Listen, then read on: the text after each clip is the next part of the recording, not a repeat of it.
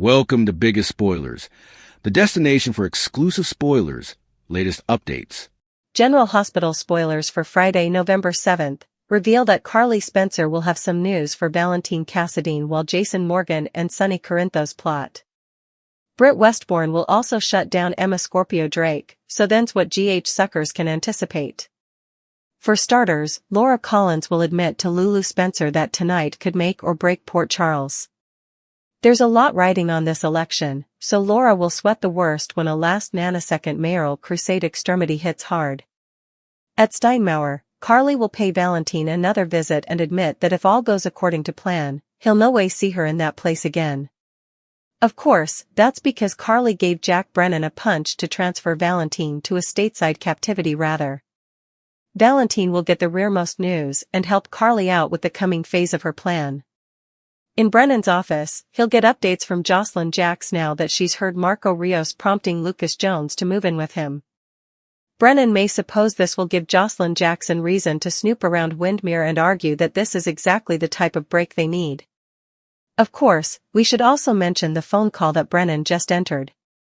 Although it sounded like Anna Devane's voice on the other end of the line, it seems likely that it's AI since Anna was locked up the last time suckers saw her. Anna preliminarily heard a voice that sounded like Caesar Faison, so that may have been AI, too. Whatever the case, it'll be intriguing to see if Brennan is getting pulled into a trap. Meanwhile, Britt will advise Emma that they wouldn't be working together as further pressure breaks out. Emma might try to steal Britt's crucial fob herself since Rocco Falconeri's first attempt failed, but she may be out of luck. Nonetheless, Emma and Charlotte Cassadine will do some strategizing in Friday's GH occasion as they continue conniving a lab break heft and beast testing arrestment. As for Ava Jerome, she'll have a kittenish converse with Jen Sidwell and allude about there being no place to hide. Since Ava's going to do commodity to impress Sidwell, she may assume shady effects are passing at Windmere and suggest Lucas' move-in at Windmere could be parlous. Sidwell might appreciate the fact that Ava is smart and doesn't beat around the backcountry. Both Ava and Sidwell are lodging for Marco's happiness with Lucas, so that'll give them a reason to bond. Over with Jason, he'll have a meeting with Sonny and suggest perhaps they should take the shot before it's too late.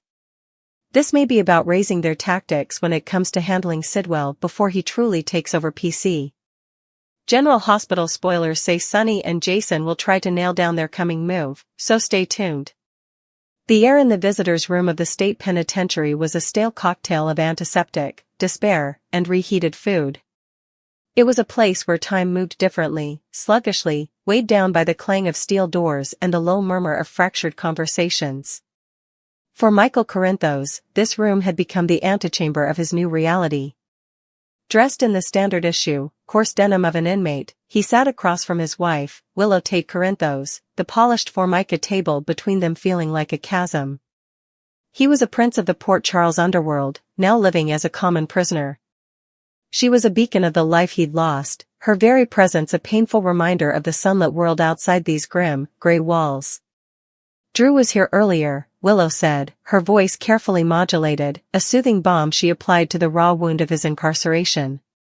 She reached across the table, her fingers gently covering his. He's more confident than ever. The appeal is solid, Michael. He said the new evidence regarding the jury tampering is a game-changer. He thinks you could be home by the end of the month. Michael's gaze was fixed on their joined hands, on the simple gold band on his finger that felt like a cruel joke in this place. He offered a weak, strained smile. It didn't reach his eyes. Drew's an optimist. He has to be. It's his job. He sighed, the sound heavy with the exhaustion that went far beyond physical tiredness. Some days, Willow, some days it's hard to hold on to that. It's hard to believe I'll ever get out of here. This was the dance they did during every visit. She would bring him hope, packaged in legal updates and family news. He would try to receive it, but the oppressive environment, the constant vigilance required to simply survive, would leach the color from her words until they were as gray as the walls surrounding him. Don't talk like that, Willow implored, her grip tightening. You have to believe it. For Wiley. For me. We need you home. her eyes, wide and earnest, pleaded with him. This isn't who you are, Michael. This place, these clothes, this is a temporary nightmare. You are a father, a husband, a leader. You are good, and kind, and you are coming home to us. Her words were meant to be encouraging, a lifeline thrown into the turbulent sea of his despair. And for a moment, they worked.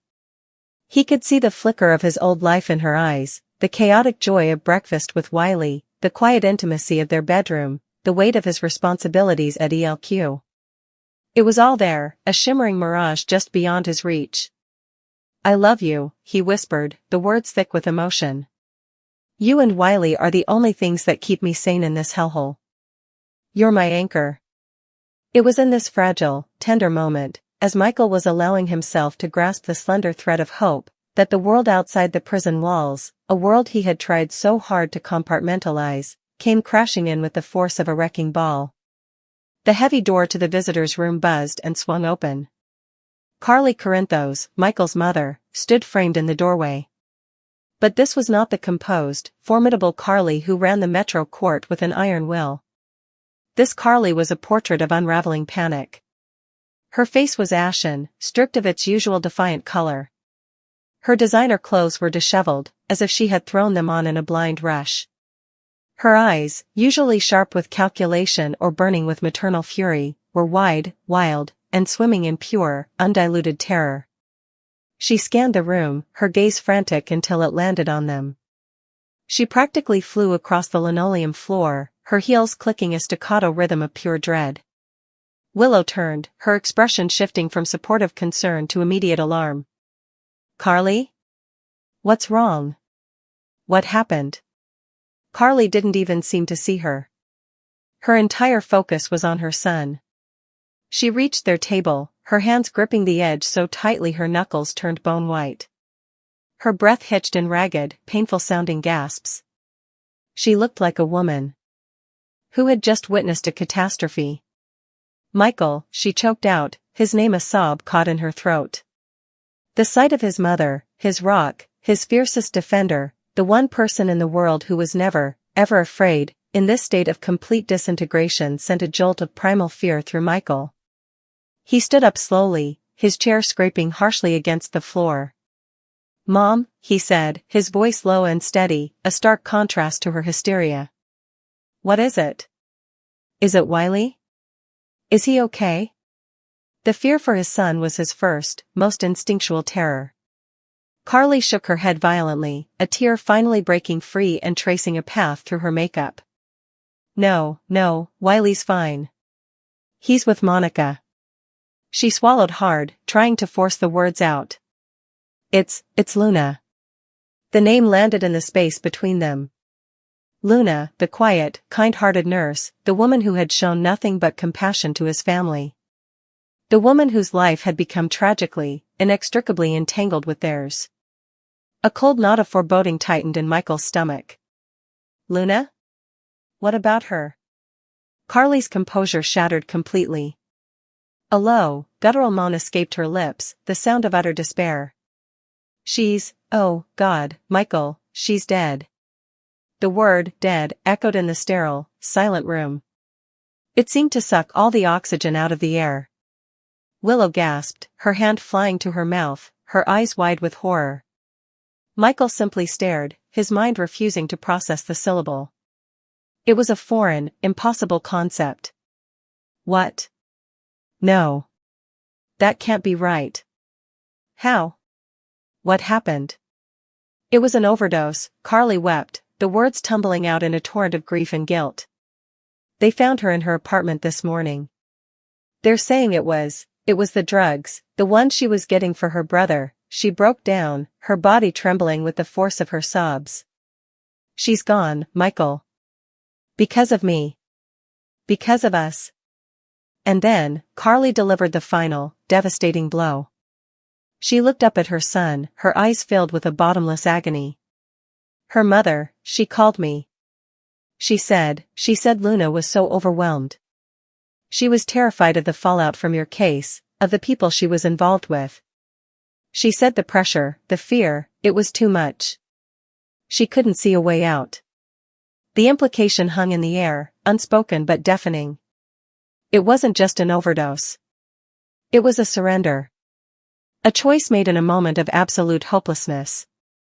For Michael, the world did not so much shatter as it simply ceased to exist. The sounds of the prison, the distant shouts, the buzzing doors, the murmured conversations, faded into a high-pitched, silent whine. The sterile, gray room seemed to tilt on its axis.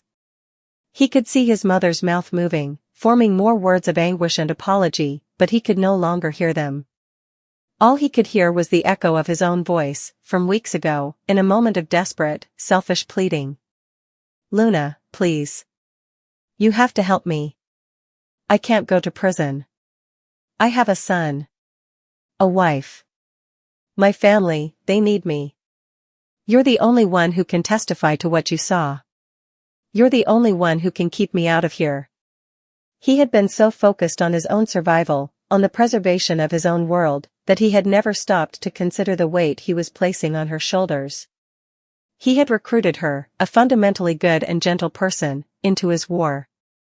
He had asked her to carry a burden that was never meant for her, the burden of the Corinthos family's endless, destructive conflicts. He had used her kindness. He had exploited her compassion. And in doing so, he had led her directly into the path of a monster, into a world of danger and fear that she was utterly unequipped to handle. The encouraging words Willow had spoken just moments before, "You are good and kind," now felt like the most vicious, mocking lie. Good men didn't get people killed. Kind men didn't drag innocent souls into their darkness and then abandon them to the consequences. A tremor started in his hands, a fine, uncontrollable shaking that traveled up his arms and seized his entire body. His breath hitched, catching in his chest like shards of glass. The carefully constructed walls of his composure, the stoic facade he maintained for Willow, for his mother, for his own sanity, crumbled into dust. He wasn't the wronged man, the victim of a miscarriage of justice. He was the catalyst. He was the poison. A low, broken sound, more animal than human, escaped from the deepest part of his soul.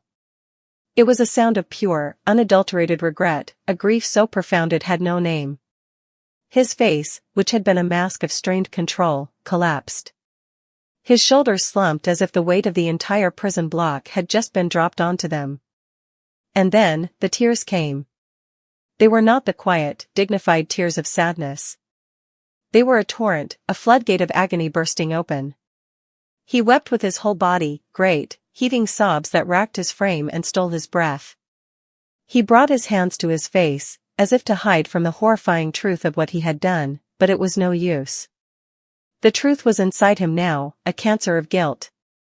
"No, no, no, no," he moaned into his hands, the words barely intelligible between the sobs. "Luna. God, what did I do? What did I do?" He saw her face in his mind, her gentle smile, the nervous but determined look in her eyes when she had agreed to help him. He had promised her protection. He had promised it would be okay. He had made a vow with the arrogant certainty of a Corinthos, believing his family's power could shield her. But their power was a toxin, and he had administered a fatal dose. Willow was crying now too, her own tears silent and horrified. She reached for him, her hand on his shaking arm. "Michael, honey, no, this isn't your fault. You can't think that." But her words were meaningless. They were smoke, dissipating against the solid, immovable reality of his culpability. Carly, witnessing the complete and total destruction of her son, seemed to snap back into her maternal role, the one constant in her chaotic life. Her own grief was momentarily eclipsed by a fierce, protective anguish. "Michael, baby, look at me," she begged, coming around the table to try and hold him. "This is not on you. Do you hear me? This is on the people who threatened her. This is on my enemies. This is my fault, not yours. I'm the one who brought her into this world. You were just trying to survive." Her attempt to absorb his guilt only made it worse. It was the same cycle, the same endless, destructive pattern. The Corinthos family absorbing casualties, justifying the carnage in the name of family, and moving on to the next battle. But Michael couldn't move on. He was trapped, not just by the physical bars of his cell, but by the prison of his own conscience. He jerked away from both of them, stumbling back a step. The look he gave them was one of sheer, unvarnished torment. "Don't," he choked out, his voice raw and broken. "Don't you dare tell me this isn't my fault." I asked her. I looked her in the eye and I asked her to get involved. I knew it was dangerous. I knew who we were dealing with. But I did it anyway because I was scared. Because I didn't want to be in here. He gestured wildly around the grim visitor's room, his tears still flowing freely. "Well, now I am in here. And she's dead. She's dead because of me. My freedom wasn't worth her life. Nothing was worth her life." The angry threat was no longer directed at an external enemy like Cyrus Renault or any of his other foes. The most furious, venomous threat was now directed inward. It was a promise of self-recrimination, a life sentence of guilt that would far outlast any term a judge could impose. He was threatening his own soul with a punishment far worse than prison. He was a father who had preached right from wrong to his son, Wiley. What lesson was this? That it was acceptable to sacrifice the good and the innocent to save yourself? He was a husband who had vowed to build a safe and loving life with Willow. What safety was there in a world where his very presence spelled disaster for those around him? The image of Luna's face, peaceful in death, haunted him. He saw her not as a casualty of war, but as a victim of his war. A young woman with her own family, her own dreams, extinguished because Michael Corinthos needed a shield. He collapsed back into his chair, the fight gone out of him, replaced by a hollow, devastating emptiness. The sobs subsided into a quiet, relentless weeping, his body trembling with the aftershocks of his breakdown. He was a man utterly broken, not by the system, but by the horrifying reflection of himself he now had to face. Willow and Carly could only watch, their own hearts breaking, their attempts at comfort rendered useless by the magnitude of his grief. The encouraging words they had brought with them lay dead on the floor between them. The guard by the door shifted uncomfortably, his stoic expression faltering for a moment at the raw display of human suffering. "Time's up," he announced, his voice gruff but lacking its usual edge. The words were a final, cruel punctuation. The visit was over. The legal appeals, the hope for freedom, it all felt trivial, obscene even. What did it matter if he got out? He would have to carry this with him forever. He would have to look at his son, and his wife, and his mother, and know that his love for them had directly led to the death of another. As Carly and Willow, clinging to each other, were led out, casting devastated looks back at him, Michael remained seated. He did not look up. He was alone in the crowded room, trapped in a prison of his own making, the four walls of his guilt far more confining than any cell. The door buzzed shut, sealing him inside with his regret. The angry threats of his enemies had never been able to break him. But the silent, accusing eyes of a dead woman, a woman he had failed, had shattered him completely. The path to any possible redemption now seemed longer and darker than ever, a path he would have to walk with the heavy, eternal weight of Luna's memory on his soul.